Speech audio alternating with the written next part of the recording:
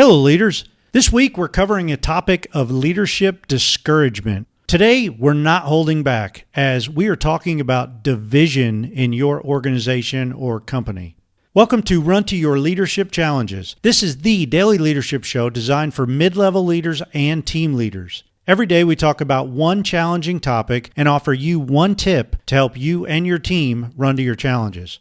Okay, let's dive in. So if any of you are like me, you've witnessed division within your organization, your community, and/or our country. Now, I'm not going to beat around the bush here. This is a problem that we have to face head on if we ever want to start living to our fullest potential. And it starts with each one of us. As leaders, we need to lead the way in this area to ensure that we have quality and civil conversations with each other. Let me just say that I'm not a big fan of not talking about real stuff at work. The taboo of certain things being off limits at work is partially what got us into this mess.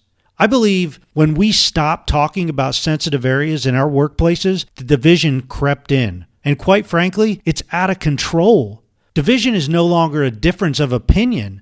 It's complete hatred in many cases. Now, I believe we have extreme division because we simply don't know the people that we are working with every day. And we can't openly have conversations about it because somebody might get offended. Well, it's got to stop. It's time to start getting to know the people you work with and start having deep conversations to understand each other.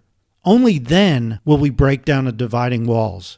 Here's today's tip. Have one sit-down conversation each day this week with a different person in your office or work area and discuss one thing, and that's your values. That's it. You see, values are what drives each one of us. When we start learning each other's values and the specific reasons behind them, we could start communicating more effectively with each other and just maybe start tearing down some of the walls that divide us. Hey, thanks for listening, and until tomorrow, run to your challenges.